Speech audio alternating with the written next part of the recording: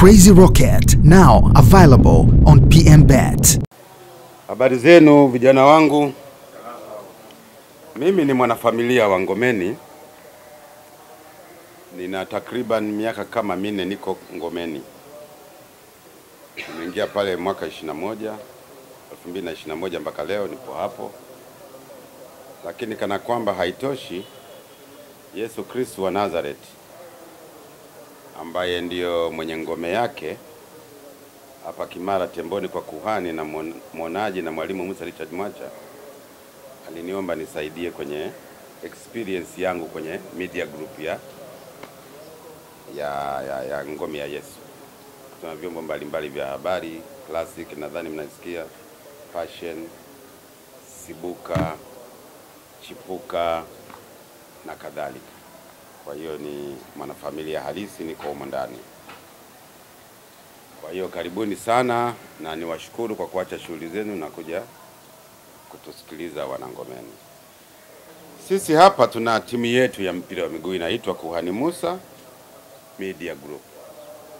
Kuhani Musa Football Team. Lakini hii timu inaundwa na vijana ambao wako kwenye Media Group. Vijana wenye umri kama kinapita hawa kina Kalunduka wanahitaji kucheza. Kwa hiyo tuna timu yetu pale. Kwa hiyo na mimi najaribu kuwapa experience nilionayo kwenye masuala ya mpira.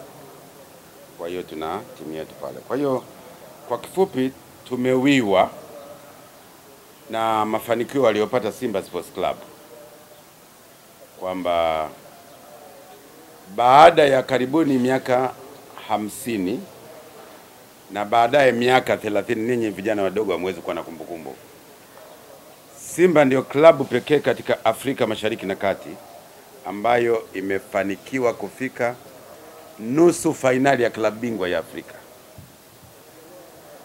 Simba ilifika nusu fainali ya klabu bingwa ya Afrika mwaka 1974. Kwa hiyo ni klabu ambayo inafanya vizuri katika anga la kimataifa. Haikuanza leo. Yaani kwa mchezo huu ambapo imeingia nusu fainali juzi tarehe 9, sio kwamba ndio mara ya kwanza. Simba imeingia nusu fainali ya klabu bingwa. Sio kombe la shirikisho wala kombe la washindi. Zamani kulikuwa na kombe la washindi. CAF ikalifuta mwaka 1997. Ikaanzisha la CAF 1991, lilikuwa limeshaanza. Miaka 5 baadaye wakalifuta lile la shirikisho kwa sababu makombe yangekuwa mengi na mambo yangekuwa mengi. Gharama ingekuwa kubwa. Kwa hiyo mwaka 74 nusu fainali ya kwanza wamecheza Mehal Al-Kubra na Simba Sports Club. Wamecheza tarehe 13 Dar es Salaam, uwanja wa Shamba la Bibi. Tarehe 13 Oktoba 1974 Simba na mabingwa wa Misri Mehal Al-Kubra wamecheza pale. Simba ikapata ushindi wa 1-0. Bao limefungwa na Sadi Ali, mtangazaji maarufu wa radio Tanzania wakati ule RTD. Abdul Masud alikuwa anamuita Sadi Ali watakiona, maana alikuwa na waadhibu sana timu zinazokuja. Mwisho akawa anamuita Sadi Ali watakiona. Kwa hiyo Simba ikashinda. Ilipokwenda kule Cairo mechi ya marudiano tarehe 25 mwezi wa 10 1974, Mehala wakapata goli moja ikawa sare, wakapiga penalti. Simba ikatolewa kwa penalti 3-0. Penalti zote za kwanza za Simba 3 walikosa. Lakini wao Mehal Al-Kubra wakapata zote 3, Simba wakametolewa. Lakini kana kwamba hilo halitoshi, tarehe 27 mwezi wa 11 1993 Simba imecheza fainali ya kombe la shirikisho. Kuna watu wanajichanganya wanasema ile ilikuwa CAF. CAF ni Kiingereza na Kifaransa. Kwa Kiswahili ni shirikisho, kombe bado ni lile lile. Kilichobadilika ni mfumo wa mashindano, lakini kombe ni lile lile. CAF kwa Kifaransa ni Confédération de Africaine de Football. Kwa Kiingereza ni Confederation of African Football. Kwa Kiswahili ni shirikisho la soka barani Afrika. Sasa mtu ana confuse, lile lilikuwa kombe la CAF. CAF ndio hiyo. Sawa sawa na kusema hii ni 100 na hii ni 100. mtu anajichanganya kwa lugha, lakini kombe ni lile lile. Kwa hiyo Yanga wamekuja kulicheza mwaka 2023 tarehe 28 mwezi wa 5 2023 wamepoteza Dar es Salaam dhidi ya Waarabu, na tarehe 3 mwezi wa 6 2023 wamepoteza Algiers. Kwa hiyo kombe ni lile lile, isipokuwa weledi, baadhi ya watu mashabiki wetu wanasema ni makombe mawili tofauti. Hapana, ila mfumo wa mashindano ndio umebadilika. Kwa hivyo hii si mara ya kwanza kwa Simba kufanya jambo kubwa kwenye mpira wa Tanzania, na hii ni heshima kwa nchi yetu. Yanga inapofanya vizuri ni heshima kwa nchi. Mashabiki wa Simba lazima wafahamu hilo, na mashabiki wa Yanga wafahamu vile vile Simba inapofanya jambo kubwa ni kwa manufaa ya taifa. Mimi nimepata bahati ya kutembea nchi mbalimbali, nimeenda Cairo, nimeenda na Algiers, nimeenda Casablanca, nimeenda Tunis, lakini huko kote imenifikisha Simba, na ndio maana Simba naiheshimu. Hakuna jinsi yote naweza nikaidharau Simba, lazima niheshimu. Imenifanyia mambo makubwa katika maisha. Kwa hivyo Waarabu kwa mfano, ukiwa unacheza na National Ahli, huwezi kumuona Zamalek anakupa mbinu ya kumfunga National Ahli. Au ukicheza na Wydad Casablanca, huwezi kuona Raja anakupa mbinu za kumhujumu Wydad. Hayo mambo bado yamebaki Tanzania.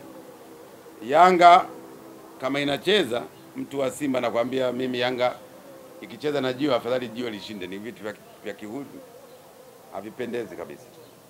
Anyway, nashauri tu, ila kila mtu atakuwa na falsafa yake. Kwa hiyo tunaipongeza sana Simba, imetuheshimisha Watanzania, na baada ya miaka karibu 32 tangu walipofika fainali ya kombe ili la shirikisho mwaka 93, ndio wanakuja tena kuingia nusu fainali nyingine baada ya kufika robo fainali mara 8. Hii ya juzi ilikuwa robo fainali mara ya 8. Wakati mimi naongoza Simba tumekwenda robo fainali mara ya 4. Mara 4 tunashindwa kwenda nusu, lakini nawapongeza hawa viongozi wangu waliopo hivi sasa, wamevunja mwiko kuishia robo. Maana tulikuwa tunaitwa kina mwaka robo, lakini sasa tumekwenda nusu, tumevunja ule mwiko. Kwa hiyo ni jambo jema. Sasa kuna mambo mengine ambayo kwa kweli niagusie tu kwa uchache, kwamba katika familia yetu ya kuhani mwonaji na mwalimu Musa Richard Mwacha, kuna vitu ambavyo vimetokea lakini havipendezi. Tunafikiri ni vizuri kwamba tukitoa ufafanuzi. Kwa mfano, kuhani Musa tangu nimeanza kuishi naye mimi, ana tabia moja ambayo watu wote waumini wanaosali pale wametokea kuwa na upendo naye, kwamba ni mtu mwenye upendo, ni mtu vile vile mwenye ukarimu. Kwa mfano, kila baada ya muda mfupi, na Christmas hii inayokuja tarehe 20, ameandaa chakula kwa ajili ya wajane, yatima na wazee wasiojiweza. Sasa upendo huu, kwa mfano, mambo haya yanaongeza upendo kwa waumini wake. Kwa mfano, tulivyokuwa na hafla kule Biafra, kulikuwa na shughuli imefanyika pale Kinondoni ambayo iliwakutanisha manabii wote na wachungaji wote. Kwa hiyo kutokana na upendo ambao ni waumini wake, kulitokea na anaposimama wanamshangilia, lakini hakukuwa na jambo lolote baya zaidi ya kuonesha upendo na ukarimu. Kwa hiyo kuna wakati tena ana misimamo ya kupenda kuwa pamoja na kuliombea taifa. Hili ni jambo jema kwa kila mchungaji, na tungeshauri hata mashehe huwa Waislamu wanaliombea taifa. Kwa nabii kama yeye au kuhani wa kiwango chake kuliombea taifa ni jambo jema. Kwa hiyo unapoliombea taifa lazima uwaombee na viongozi wake. Sasa hili ni jambo jema kiongozi wa taasisi ya kidini anapoliombea taifa, nafikiri ni jambo jema. Kwa hiyo analiombea kwa sababu ya kutaka ustawi wa taifa, amani na utulivu ndani ya taifa, kwa sababu taifa haliwezi kuwa na mambo mazuri na maendeleo yakafanyika kama hakuna amani na utulivu. Nafikiri huwa anafanya hii kwa nia nzuri, na tungeshauri manabii wengine waige mfano huu wanapokuwa katika shughuli zao za kiibada. Kuliombea taifa ni jambo muhimu sana.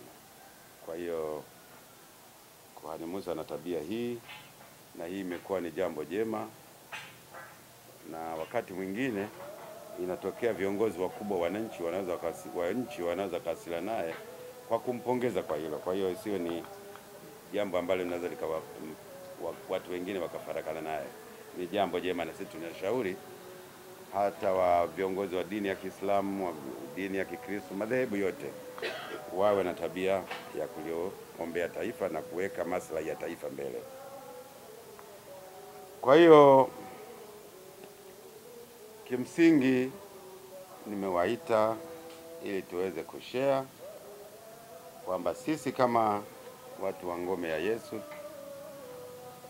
kwa kuwa na timu yetu ya mpira wa miguu ya waandishi wa habari wa media group zote, kuipongeza Simba Sports Club kwa jambo ambalo wamelifanya, ambalo limeliheshimisha taifa, na vile vile kutoa ufafanuzi kidogo wa jinsi waumini wa kanisa la Ngome ya Yesu tunavyoishi na baba yetu. Tuna mapenzi naye kwa sababu ya ukarimu wake na upendo wake kwa watu wa kada mbalimbali katika jamii yetu. Kusema kweli, unaweza kuwa unafanya mambo mazuri, na sio katika eneo la dini pekee yake, hata maeneo mengine unaweza kuwa unafanya mambo mazuri, watu wengine wakajenga chuki, wakajaribu kuonyesha taswira ya kinyume na jinsi ulivyo.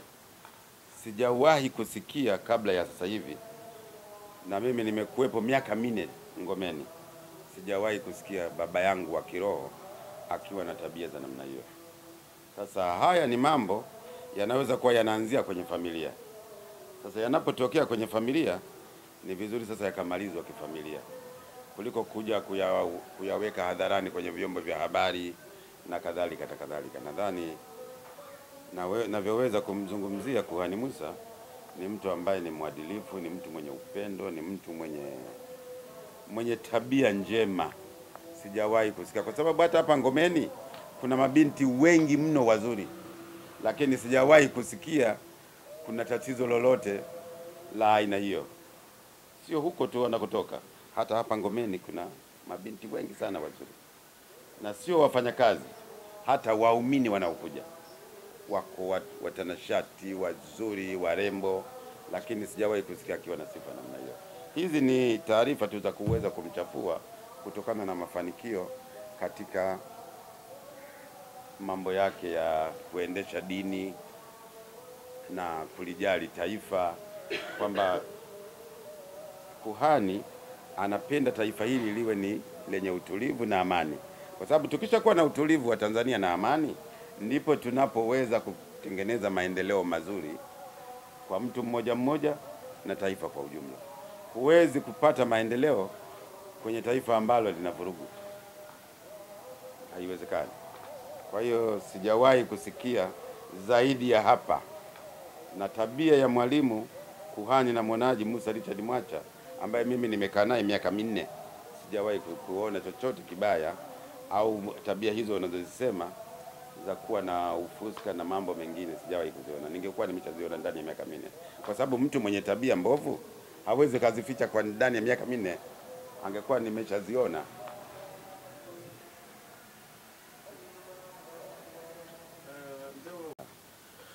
Uwezekano wa Simba kufika fainali ni mkubwa. Wanatakiwa wafanye vitu hivi viwili. Kwanza, washirikishe watu. Hili ni la kwanza, kila wakati na washauri Simba Sports Club. Viongozi waliopo sio wa kwanza kuiongoza Simba. Na kuna viongozi wamepita pale ambao hawawezi kukosa uzoefu wa kuchangia katika ushindi wa Simba. Lakini niwapongeze vile vile, safari hii wamewaita wazee. Wazee ni hazina. Nadhani kuwaita kwao wazee kumekuwa na impact. Yaani kumekuwa na la kuchangia. Wachezaji watakuwa wanapambana uwanjani, viongozi watakuwa wanapambana katika masuala ya uongozi, administration na vitu vingine ambavyo vinahitajika kwenye. Kwa hiyo mjumuiko wa watu wengi hawa, kila mmoja kwenye jambo ambalo analiweza, ndio unaleta mafanikio kwenye Simba Sports Club. Hilo la kwanza. Lakini la pili, wasidharau timu yoyote wanayokutana nayo.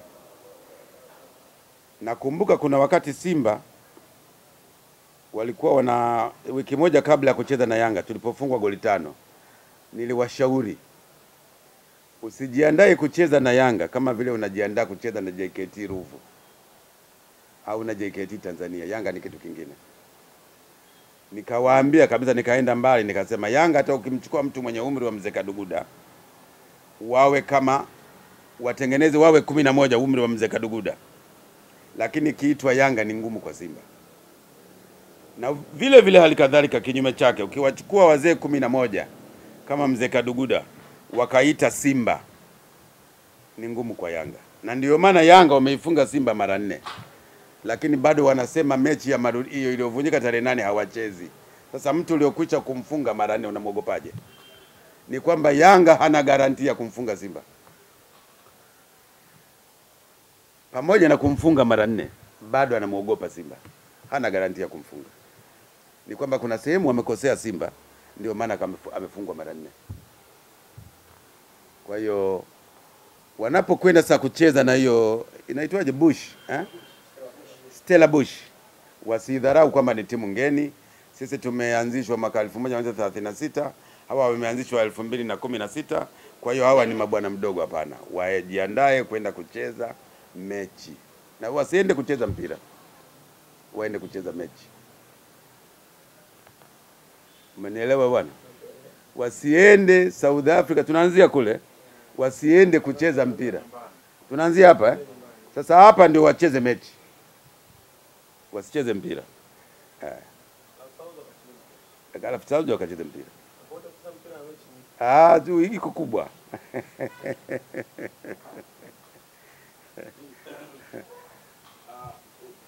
Kiongozi wa Simba uliopita. Ndio. Tumeona sasa wachezaji mbalimbali wakiwa kwa watumishi kwa ajili ya kuombewa ili kufanya vizuri. Simba ndio kwenye hatua ya nusu finali kwa shirikisho. Ndio. Kwa wewe ni nini kwa kuana Mwalimu Musa Nchemwache? Ndio. Ushauri na ambao tunawashauri Simba kuona kwamba labda nao wajiongee kwenye upande huu ili kuona kwamba anaendelea kupunguza ile ndio. Ndio.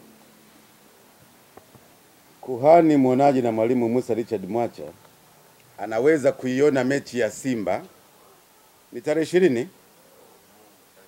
Tarehe 20 ya mwezi huu wa 4. Hata kabla hawajafika South Africa kaiona. Kwa hiyo mtu kama huyu si vibaya wakaja wakapata baraka zake. Na sio wao tu, kuna baadhi ya wachezaji nimewahi kuwashuhudia hapa wanakuwa na matatizo ambayo yanawafanya wasiweze kuingia uwanjani kushiriki katika mpira ambao ni kazi yao. Kuna kwa mfano goalkeeper aliyewahi kuwa goalkeeper na mpaka sasa wa Tanzania Prison. Alifika hapa, alikuwa mikono na magoti hayawezi Musa Mbise. Aliwahi kuja hapa, alikuwa mikono, unajua goalkeeper mikono ndio inadaka mpira. Na magoti ndio unapochupa yanakupivot. Alikuwa hawezi kufanya hivi. Lakini alivyokuja hapa baada ya muda akawa okay, leo wanacheza. Na wachezaji kadha wa kadha wamekuja hapa na wakiwa na matatizo, lakini leo wanaendelea kucheza. Kwa hiyo Simba na washauri. Na isitoshe hata kama mechi iliyopita, sisi ambao ni Simba kindakindaki, Simba lialia. Tumekuwa tukiwaombea tukiwa hapa kanisani kwenye ngome ya Yesu. Nakumbuka siku moja kabla ya mechi nilisema kesho uwezekano wa Simba kushinda ni mkubwa mno. Hawa hawezi kuja kutufunga sisi Dar es Salaam. Sisi sio Yanga Afrika wanaotolewa Dar es Salaam. Sisi tutolewe Dar es Salaam. Na mimi nilivyokuwa naongoza Simba, slogan yangu ilikuwa kwa Mkapa hatoki mtu. Na Mtuma Haji Sande Mandana ndio alikuwa msemaji wangu. Kawaambie kule kwa Mkapa hata uje na mama yako mzazi utoki. Leo kuna ubaya ubwela. Hizi ni slogan za kila mwenyekiti anakuja na slogan yake. Hapa leo tuna ubaya ubwela. Mimi nilikuwa na kwa Mkapa hatoki mtu. Na utoki kweli. Hata aje Barcelona atafungwa tu. Kwa Mkapa Simba hata ije Real Madrid itafungwa tu. Alikuja National Rally hapa. Mimi mwenyekiti. CEO wangu anaitwa Barbara Gonzalez. Nikampiga na Kagere. Kafu kama walikuwa wanatuona wakatupanga tena mwaka uliofuata na National Rally. Wakatuma taarifa kwa Barbara kwamba safari tunakuja kivingine. Simba hata afanyeje atufungi. Barbara akanipigia simu. Mwenyekiti uko wapi? Nikamwambia niko nyumbani kwangu Mbande. Kuna taarifa yako njoo ofisini. Nikaenda ofisini akanambia National Rally wanasema safari wanakuja kivingine. Nikamwambia hivi, watumie taarifa waambie mwenyekiti wa Simba anasema ninyi mkija kivingine sisi mtatukuta kivingine zaidi. Na msije peke yenu. Mje na mama yenu mzazi mtafungwa Dar es Salaam kwa Mkapa. Na wakaja Mixon akawaweka. Wakamchukua. Na kumchukua kule mimi sikupenda. Katika watu ambao wakupenda Mixon na Chama waondoke. Wale ni wajanja walitaka kwenda kuidhoofisha Simba. Hawakutaka kwenda kuwatumia. Na ndicho kilichotokea mwisho wa siku. Wakasema mzee Karuguda ulionaje? Nimesema mimi nawajua. Katika timu inayowapa tabu National Rally ni Simba Sports Club. Na yeye anakiri hilo. Kwa hiyo walimchukua Chama, wakamwambia Berkane rafiki yao Mwarabu mwenzao wamchukue Chama, wao wamchukue Mixon kwenda kuidhoofisha tu Simba. Ndio lilikuwa lengo lao. Kwa hiyo mimi naiona Simba ya kwenda finali naiona. Kama watafanya hayo mambo mawili. Washirikishe watu. Bila kujali huyo yupo Simba, yani ani kiongozi sasa hivi au kwa sababu alikwishaongoza.